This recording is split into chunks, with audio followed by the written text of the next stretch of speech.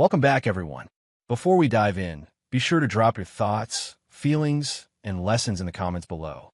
Like the video and subscribe so you never miss stories like this. Let's get into it. My wife handed my first-class seat to her brother at O'Hare, smiled like it was cute, then leaned close and said, "Be a man," like my dignity was something she could trade for points. Here's how it happened. We live in a two-bedroom apartment above a laundromat on the south side of Chicago, where the hallway always smelled like warm detergent and somebody's fried food. Every morning, the dryers downstairs started humming before sunrise, like the building was breathing. I'm Dr. Jordan Price, an ER physician, the kind of job that teaches you to stay steady when alarms go off. I kept my life quiet on purpose, keys in the same bowl, coffee black, jazz low. My calm wasn't an act. It was my baseline. Brielle Von Price wasn't quiet. She was bright, fast, and magnetic. An entrepreneur. She said it like a title you couldn't question. When she brainstormed, she chewed cinnamon gum and paced barefoot, her acrylic nails ticking against her phone like a metronome. When she laughed, she threw her head back like she wanted the whole room to hear it. In the beginning, I loved that she filled space.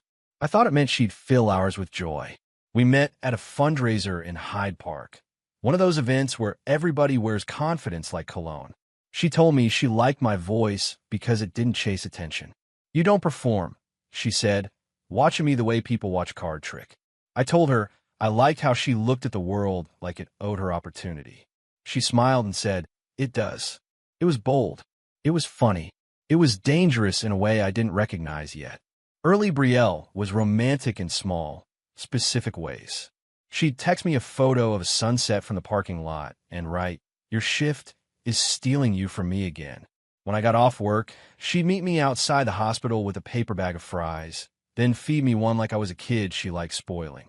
We'd sit in my car with the heat blasting in January, laughing about nothing. Patients I couldn't talk about, clients she didn't want to name, both of us pretending the world wasn't heavy. She teased my routines the way people tease what they secretly envy. If I lined up my work badge, stethoscope, and pens, she'd say, "Look at you, Mr. Order." If I played jazz while cooking, she'd sway dramatically and announce, "Welcome to Dr. Price's fine dining experience," then steal a taste and pretend to critique it. I'd roll my eyes and let her have the first bite anyway. Those nights felt like our own little country, safe, private, unbothered.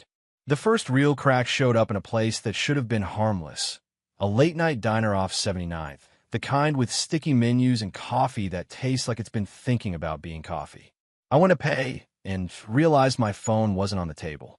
Brielle had it in her hand, face calm, eyes scanning. "Who's my, she asked, like she was reading a weather report. I said, "A resident. She's updating me about labs." Brielle's mouth tightened. "So residents just text you at midnight?" I explained it once. Then again, slower, like clarity could replace trust. Brielle didn't soften. She didn't say, "My bad." She slid my phone back like I'd inconvenienced her. "Men in scrubs think they can do anything," she said, and went back to stirring her coffee. In the booth's reflection, I watched myself smile politely, like I was talking to a stranger who'd gotten the wrong idea. Inside, my pride told me not to beg for fairness. My denial told me it was a one-off. It wasn't. It became a pattern. Her suspicion, my calm response, her refusal to take responsibility for the accusation. If I got a call from the hospital on a day off, she'd ask, "Why do they always need you?" with a laugh that didn't reach her eyes. If my phone buzzed while we watched TV, she'd glance over like it had offended her. When I said, gently, "Stop treating me like I'm doing something wrong," she'd tilt her head and say, "If you weren't, you wouldn't be so defensive." Brielle had a way of making my boundaries sound like flaws. If I asked for quiet after a difficult shift, she'd say, "You always have a reason to shut down." If I wanted a plan before spending, she'd call me uptight, and kiss my cheek like that erased the insult. She was charming in public, touching my arm, introducing me as my husband the doctor, and sharp in private, like she saved her worst tone for the person she assumed couldn't leave. Then Deshawn started showing up more. Her brother had a loud presence and a relaxed disrespect, the kind that walks into your space like it belongs there. He'd knock once and step in, jacket tossed over our chair, shoes kicked off like he paid rent. He called me Doc, with a grin at the end, like my job was a joke he could borrow. Doc, you got a charger? Doc, you got some water? Doc, you got it, right? He asked for things like he was collecting proof I'd say yes. Brielle loved her brother loudly, the way she loved anything that validated her. She'd defend him automatically, even when he was wrong. If Deshaun made a mess, she'd laugh. If he broke a promise, she'd shrug. If he spoke to me sideways, she'd say, "That's just how he jokes." The first time I told her, "I don't like how he talks to me," she sighed like I was ruining a good time. "Jordan, don't be like that," she said, already picking a side. There was a night in Bronzeville, at a small restaurant where the lights were warm and the music stayed low, like the place respected people's conversations. Brielle looked beautiful. She always did when she chose to. Deshaun slid into our booth without asking and ordered the most expensive thing on the menu like he was on a date with entitlement. When the check came, Brielle didn't look at it. She looked at me. Deshaun laughed. "Doc got it. Doesn't he always?" I paid because I didn't want a scene. In the car, I said, "I need you to hear me." Brielle stared out the window, gum snapping once. "You're mad about dinner?" "I'm mad about disrespect," I said. She scoffed. "He's family. You're making it weird." That word, weird, was one she used to shrink any feeling she didn't want to deal with. If I pushed, she got colder. "You want respect? Then act like it," she said, like respect was something you earn from your spouse by not asking for it. My flaw wasn't weakness. It was pride mixed with hope, dangerous together. In the ER, calm saves lives. At home, my calm became her excuse. "You're fine," she'd say, whenever she crossed a line. "You're strong. You don't need all this talking." I started swallowing moments that deserve confrontation because I didn't want to be the man arguing in a parking lot or raising his voice in a kitchen. I told myself composure was dignity. I didn't realize silence can also be permission. The public jabs began like jokes. At a friend's birthday in the West Loop, Brielle clinked her glass and said, laughing, "I love my husband, but he's basically a grandpa. He's always tired, always serious." People chuckled. Someone slapped my shoulder like it was friendly. I smiled because that's what I do when I refuse to give someone the satisfaction of watching me flinch. Later, in the Uber, I said, "I didn't like that." Brielle sighed. "Oh my God, it's true. I'm just honest." "Honesty isn't the same as disrespect," I said. She turned her face toward me, eyes bright with irritation. "Here you go," she snapped, with that therapist voice, trying to sound smarter than me. I looked out at the city lights sliding by and felt something hot in my chest. Anger, then shame for feeling anger. I kept thinking, why can't she just say sorry? But Brielle didn't apologize when she was wrong. She replaced apologies with explanations and explanations with attacks. When she was really angry, she pulled out the threat like it was a remote control. "I'll leave," she'd say, walking away. "Don't think I won't. I can do better."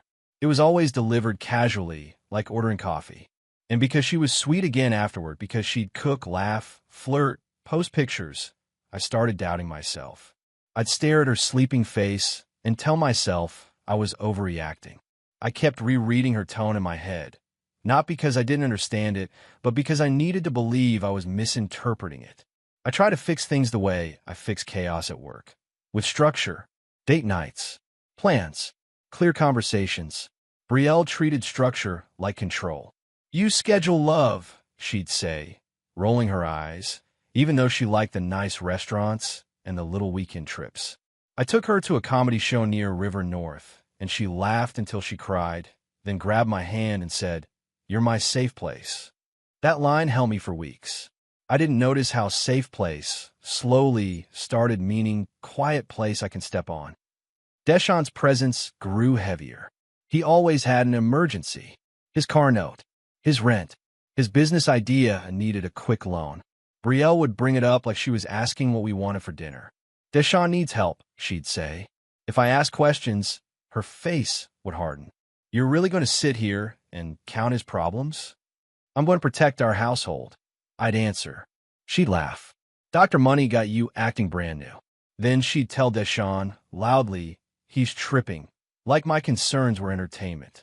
One Saturday, Brielle and I were folding laundry. our clothes warm from the downstairs laundromat, smelling like lavender sheets. It should have been normal. Deshawn came up the stairs with a bag of takeout like he lived there, then flopped onto our couch and turned on the TV without asking. Brielle beamed at him. Deshawn eyed me and said, "Doc, you look stressed. You need a vacation." "I'm fine," I said. He smirked. "That's what y'all quiet dudes always say. Then y'all snap." Brielle laughed like he'd told a joke. I watched Brielle laugh at him talking about me, like I was a stereotype. I felt my face stay calm while something inside me pulled back. That was new, the withdrawal. Not sulking, not punishing, just an internal step away, like you'd moved out of a room without leaving the building. That night, after Brielle fell asleep, I sat at the kitchen table with my legal pad. I didn't write about my feelings. I wrote facts, dates, moments. Who said what? My handwriting was neat like it mattered. People think leaving starts with a fight. Mine started with documentation. Because I knew Brielle's gift. She could charm a room into believing her version. And I knew my weakness.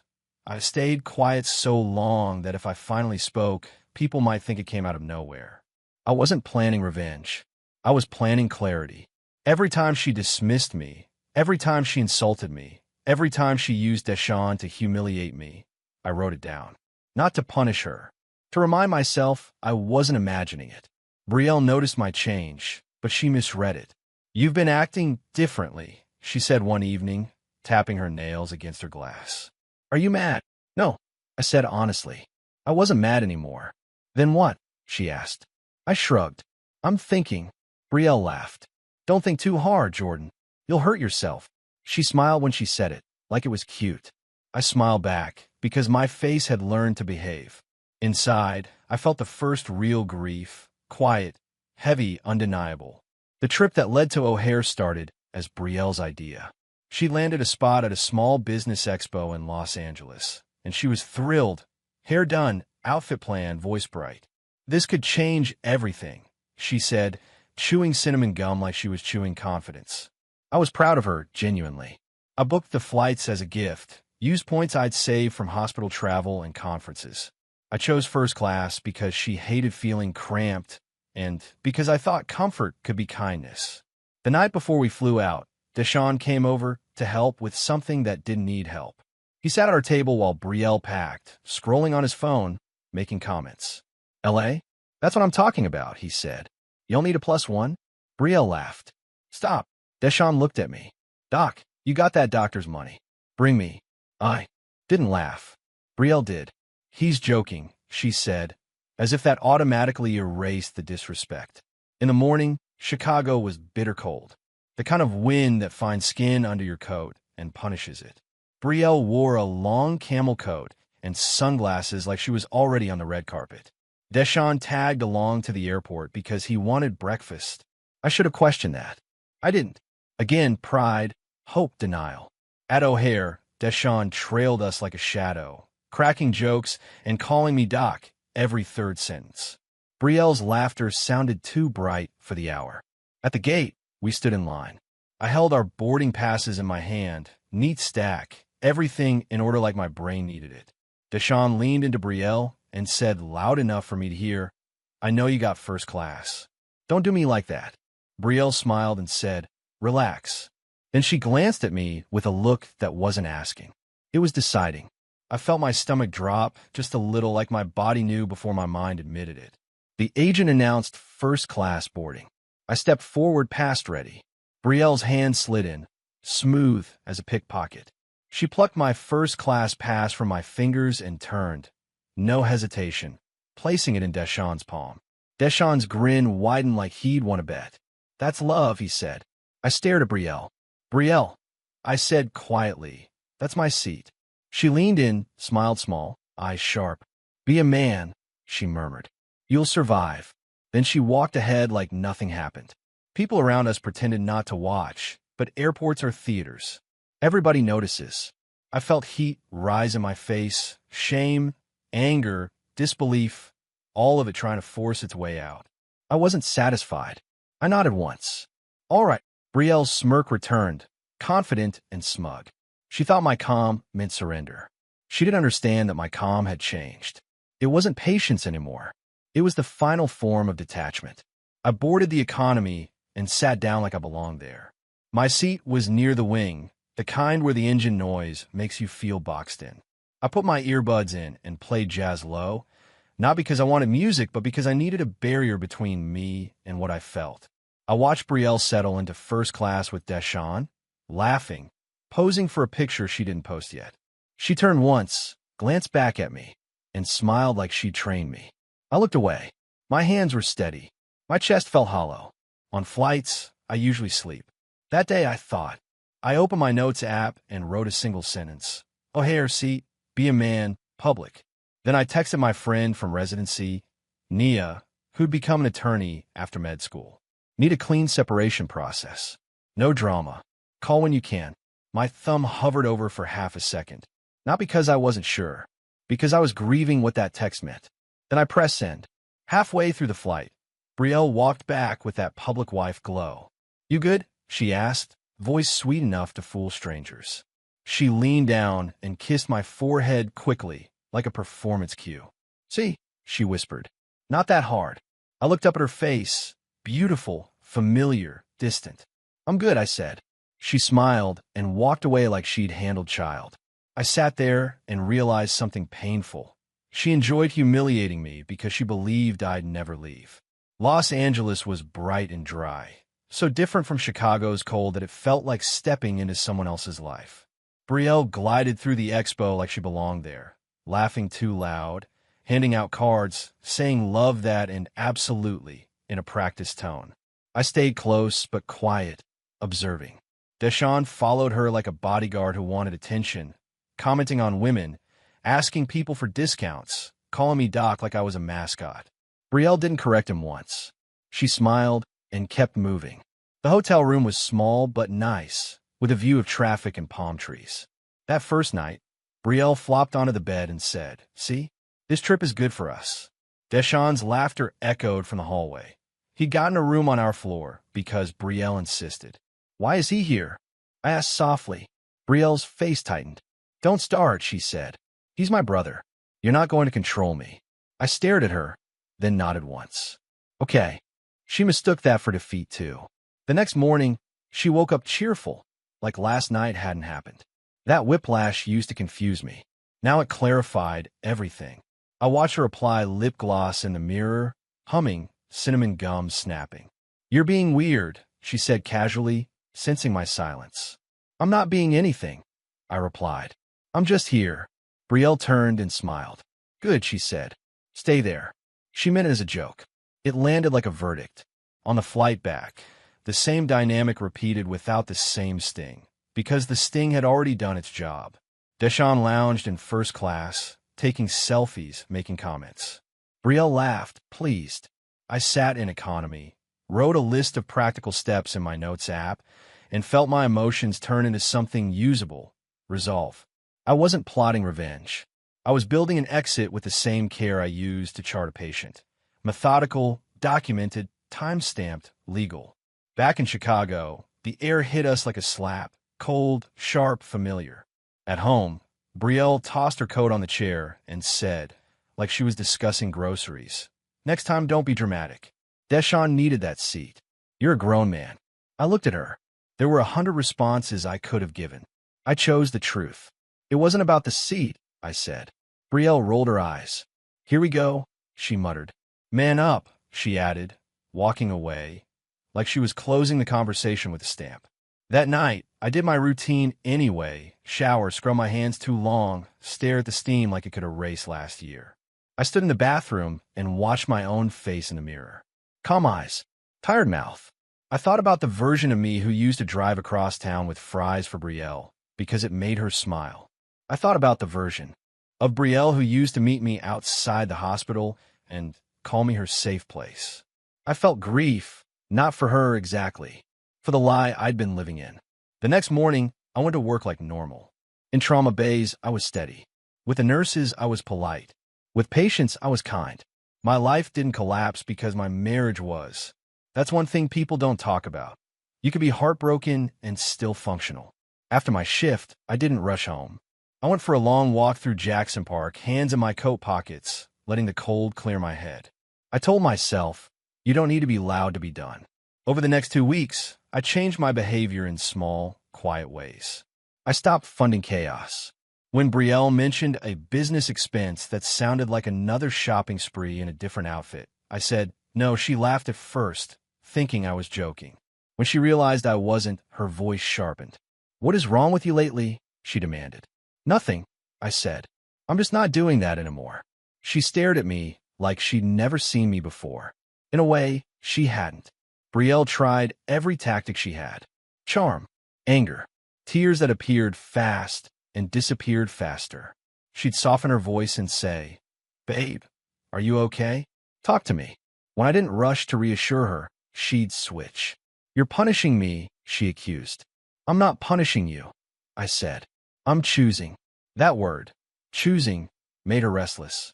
Brielle could handle conflict. What she couldn't handle was a calm man who wouldn't argue back, because arguing meant she still had access. Deshaun noticed too. He came by one evening, rummaged through our fridge, and said, Doc, you've been acting funny. I looked at him. Have I? He smirked. Don't start with me, man. My sister said, You've been having a weird time. I nodded slowly. Tell your sister I'm fine. Deshaun rolled his eyes. Whatever. She's still my sister. I know, I said. That's the problem. He blinked, thrown off by my tone. Not angry, not pleading, just clear. Brielle's disrespect didn't stop. If anything, it got sharper when she felt control slipping. She criticized my tone, my boundaries, my attitude, like she couldn't understand why the old levers weren't working. She tried to provoke me into a blow-up so she could label me the villain. I didn't give her that. I started sleeping in the second bedroom because of my schedule, which was true and also convenient. I woke up earlier, went to the gym, and let the iron and silence do what shouting never could. One night, she stood in the doorway of the guest room, arms folded, cinnamon gum snapping like a countdown. So, you're really going to do this? She asked.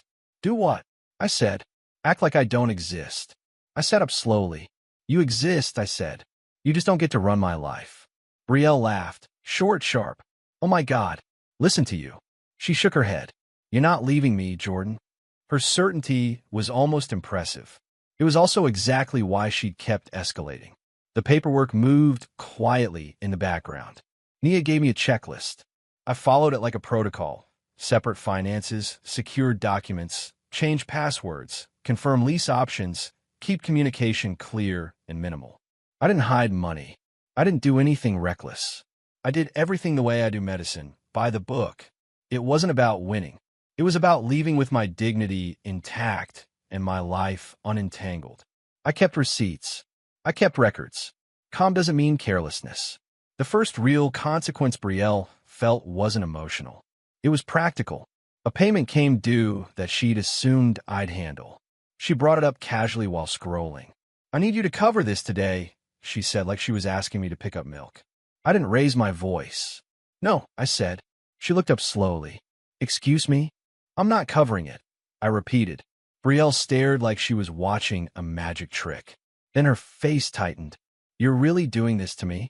I'm not doing anything to you, I said. I'm stopping what I've been doing for you. Brielle's eyes flashed. So what? You're trying to humble me? No, I said. I'm trying to protect myself. She scoffed. Protect yourself from what? Me? Her laugh was mean. You act like I'm some villain. I looked at her for a long moment. You don't have to be a villain to be harmful, I said. That landed hard because it was calm and true. After that, reality tightened slowly, like a belt being pulled one notch at a time. Brielle's business wasn't collapsing dramatically. It was just strained. Clients delayed payments. Her team stopped responding quickly when she couldn't pay on time. A car declined at a restaurant in Hyde Park, and she laughed it off too loudly while her friend looked away. Deshaun got harder to reach when help meant effort, not money. The people who loved the perks didn't love the responsibility. Brielle had built her life on assumptions. Assumptions don't pay bills. Brielle tried to re-establish control by escalating the disrespect again. Sharper words, more public snipes, more little tests. At a small gathering, she joked that I was emotionally unavailable and looked around for laughs. Nobody laughed. Not because they'd suddenly become brave, but because the joke wasn't funny anymore. Later, in the kitchen, Brielle hissed, "See?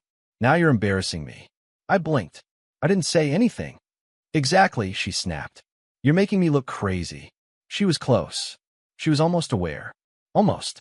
The day I decided to hand her the papers, I didn't wake up angry. I woke up clear. I did my routine like always: coffee black, jazz low, workout, shower. I packed a duffel bag the way I pack for an overnight call. Clean shirts, toiletries, socks rolled tight, nothing dramatic. The apartment felt normal, which was the strangest part.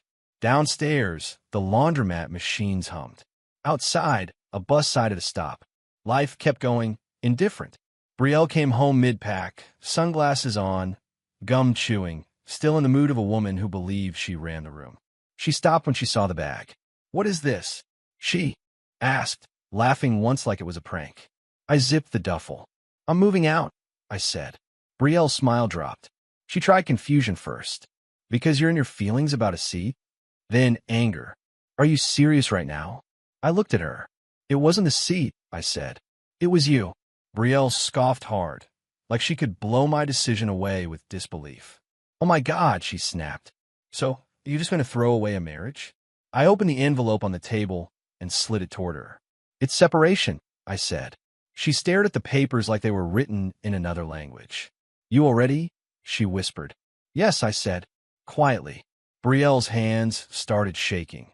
Then she clenched them into fists like she could crush reality. "You did this behind my back." I kept my voice even. "I did it after you did a lot behind mine." Brielle's eyes sharpened. "Don't compare," she snapped. "I never cheated on you." "This isn't about cheating," I said. "It's about disrespect." She laughed, brittle. "You're so dramatic." Then she reached for the lever she always used. "You're not leaving me," she said, stepping closer. "You love me." I held her gaze. "I did," I replied. "You spent that like it was unlimited." That's when she turned cruel, because fear makes some people honest. "You think you're so special because you're a doctor," she spat. "Like women don't line up for you. Please, I can replace you tomorrow." Her voice was loud enough that I knew the downstairs neighbors might hear. Omi would have argued. Omi would have tried to explain. I just nodded once. "I'm sure you'll try," I said.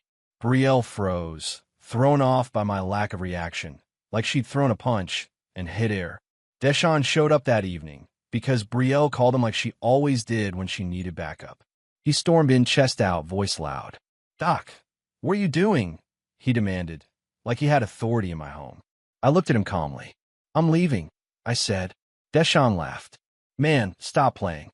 Brielle stood behind him, arms crossed, eyes bright with anger and something close to panic. Deshawn pointed at the papers. "Are you trying to hurt my sister?" I answered evenly. "I'm trying to save myself." Deshawn turned to Brielle. "He's always been soft," he said loudly, like I wasn't there. "He can't handle a strong woman." Brielle's face twisted. She wanted to agree because it felt good. She also wanted to plead because she felt the floor shifting. That mix made her ugly. "See," she snapped at me. "This is why I say you're sensitive. You can't take anything." I picked up my duffel. "No," I said quietly. I just stopped accepting it. Then I walked past them both. The next few weeks weren't dramatic. They were just real.